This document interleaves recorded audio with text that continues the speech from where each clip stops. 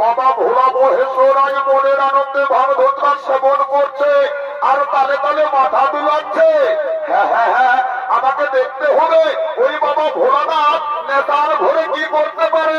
আমাকে দেখতে হবে বাবা ভোলানাথ নেশার ঘরে কি করতে পারে।